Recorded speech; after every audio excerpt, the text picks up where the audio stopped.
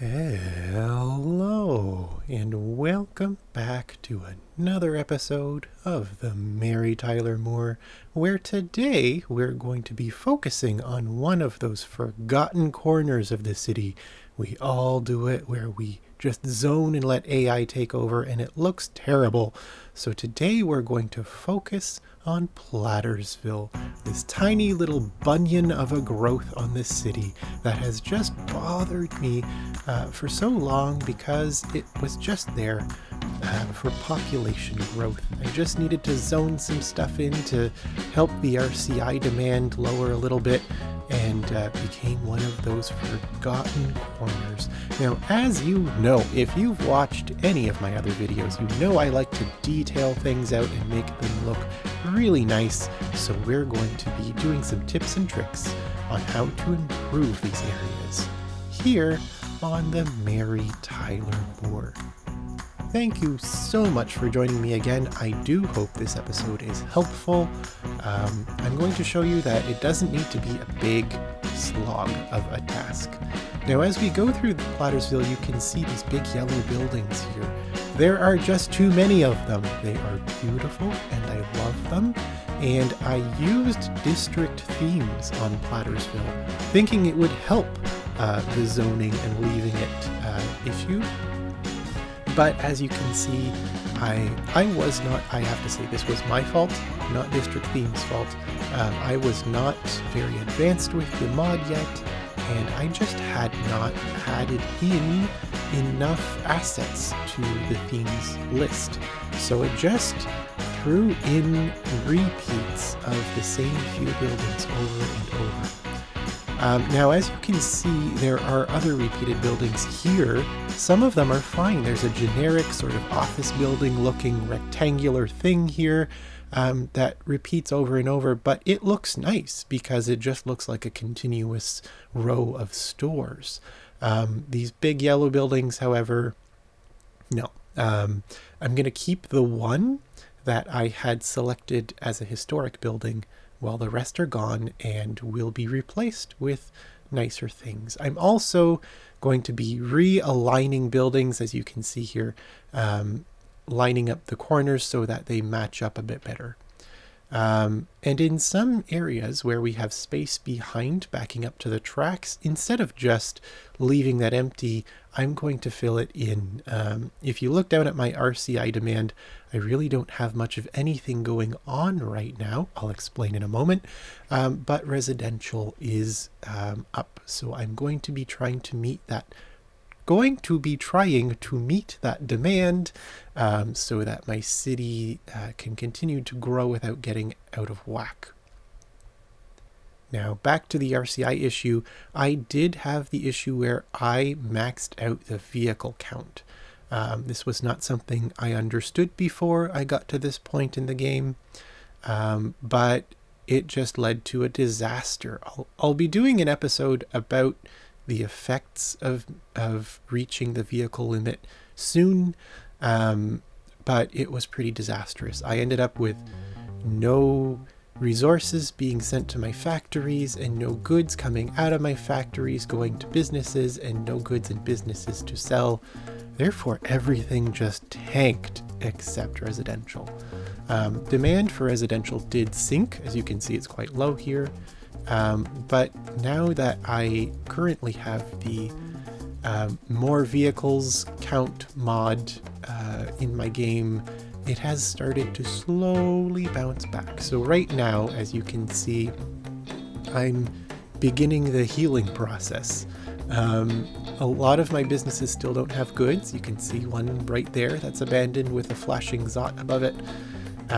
But most of the buildings throughout the city are now finally a little bit happier, and it's going to take some time for all of these products to be shipped around, and it's going to take some retrofitting of the shipping systems. I'm going to have to fix my cargo train lines and my highways and the locations of some of my industrial regions if I want the city to continue to grow. Something we'll be working on a bit later. But as you can see, I'm fitting in a bunch of a variety of different buildings and homes. Some of them I'm dragging from areas where there should not have been a house built underneath a highway bridge or a rail bridge. So it's getting a new home here on the corner. I'm putting in things like beaver tail poutine stands, so there are little places for small businesses to pop up and people to grab a bite as they walk down the street. I'm putting in a mixture of small, lower density, older buildings and bigger condos and apartment buildings. Here's a little cannabis shop under the bridge, which I kind of thought was an appropriate place for a cannabis shop. Full disclosure, I have no problems with cannabis if it is used responsibly, but in my community in real life, there is now a cannabis store on pretty much every corner. I'm not fond of them. They smell bad. It can't possibly be making a profit with that many in the city. There's no way there are that many people high on marijuana at any given time, even in a big city. So I don't understand why there are so many. Ergo, in my own city skylines towns, I tend to limit the amount of cannabis shops in my cities. But this one under the train bridge is just too perfect. That one will be staying. I also have issues with some buildings that pop up facing the wrong way. Now, this is a beautiful asset, and I'm going to keep it. It fits the style and the scale of the community perfectly, but for some reason it just did not come up properly. I don't know why that is. There are glitches. It's likely a mod conflict. It's likely something on my end, but it's still unknown to me. So for the time being, I'm going to have to manually fix it. But in the end, it turns out quite nice. And I want to point out, one thing to be careful of is to not make every building butt up against the other building's wall.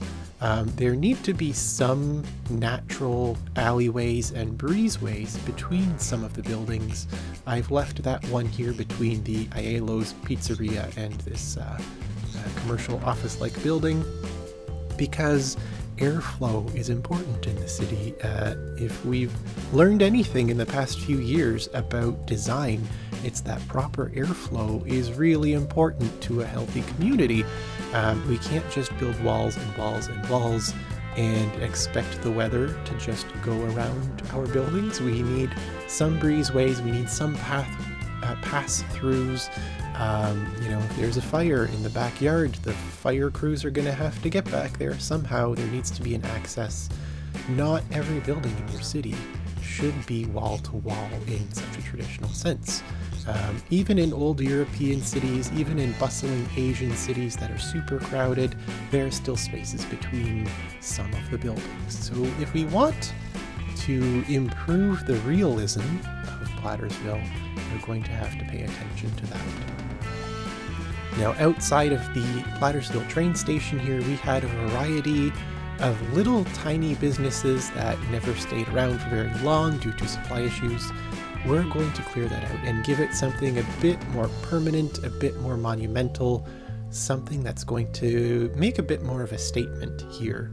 Now, the train station is placed on sort of a back laneway so that it is not causing a whole lot of traffic on the main street here with the streetcar line. So the station kind of takes the backyard stand here, while the other things on the main street fronting it are going to be quite nice. Make sure your roads are not bridged if you're worried about buildings having road access, which is what happened with the art gallery right here.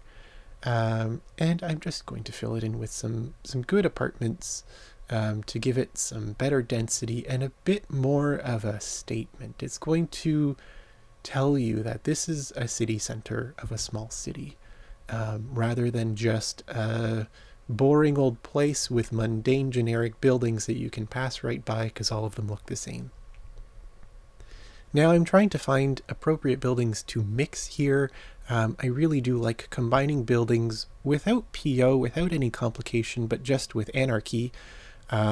Taking smaller buildings like these townhouses and placing a taller apartment or condo building behind it, and melding them together to look flawlessly as one building. It's a trick that I really enjoy using because it's so simple. It takes very little time. If you have anarchy and move it, you can do it in just as much time as it takes you to place or plop any other building. And it really does add an exponential number of building combinations that you can use to create your own little variety of spaces in your city. Now, up here on another main street in Plattersville that separates the residential part of the city with the industrial districts of Woodford, I'm going to be keeping mostly commercial uses on this street. Even though we don't have a demand for commercial or industrial right now at the moment, I know that will rebound in time. I am replacing the Shoppers Drug Mart with a Rexall. This is a fun little thing. If you're not Canadian, you wouldn't know, but Shoppers Drug Mart is owned by basically a Canadian oligarch family, the Westons, who own a mega conglomerate grocery store business, eventually buying out our mega conglomerate pharmacy business as well, Shoppers Drug Mart. But because this company and other grocers in Canada, the mega grocers, have been ripping off the public in the past few years with this crazy inflation that refuses to go down. Gas has gone down, housing prices have gone down, but the food companies are continually raising their prices. They continually claim that their costs are going up as well, but it is just impossible. That food in a place like Ontario has gone up, I think, honestly, without exaggerating, I think it's about 16% in the past year and a half. That's outrageous. This is a problem all throughout the world that is being perpetuated by people with lots of money. Look at a country like Sri Lanka, where inflation has just gone bonkers and people can't even survive anymore. And families like the Westons are the ones contributing to those problems. So I have banned any Weston family business from any of my cities. So throughout the build, you might see me blowing up a couple buildings that look perfectly fine. Just take it as a key that it is probably a Weston family-owned business.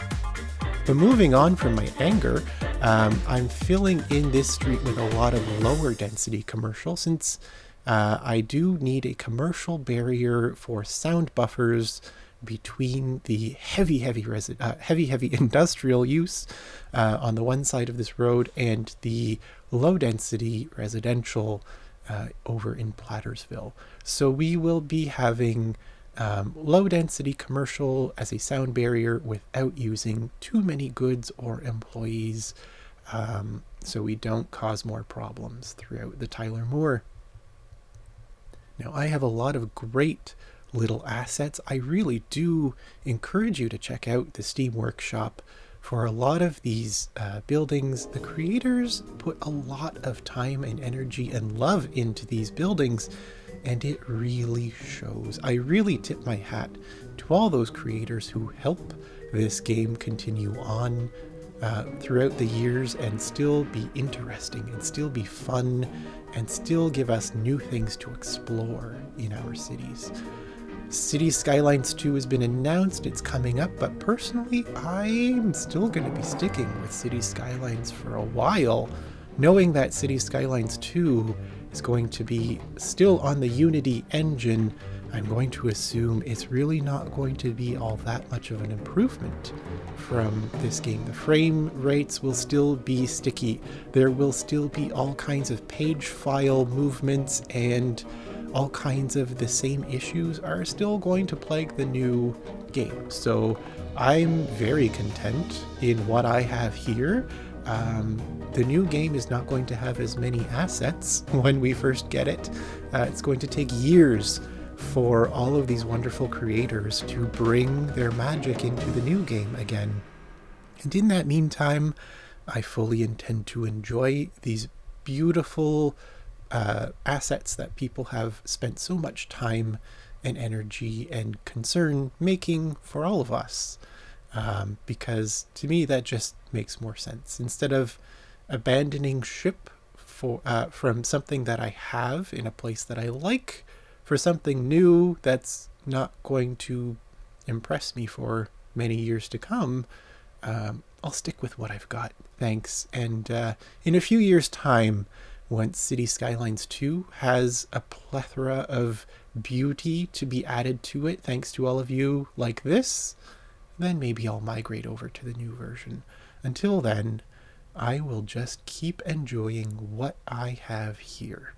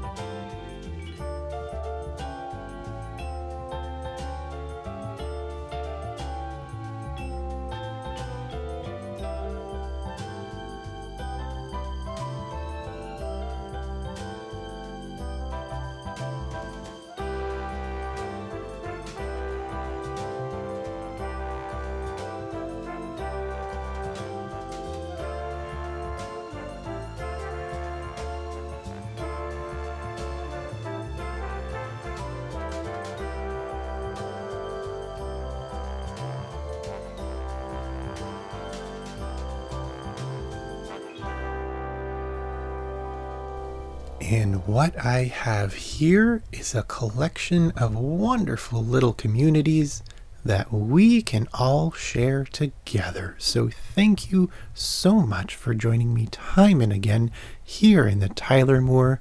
I hope you learned some easy tips and tricks for making your build a bit more realistic, such as using Move It to make sure your buildings are a realistic spacing between each other and positioning on the street, making sure that your district themes mod has enough assets in it to create a wonderful space without repeating the same building over and over and over.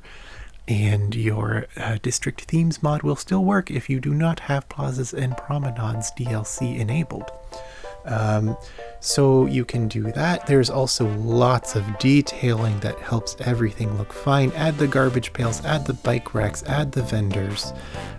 Making sure your scale is realistic by keeping city centers dense and building up towards them rather than just having empty parking lots going up to skyscrapers, as well as using Move It and Anarchy to combine different buildings together to create something completely new.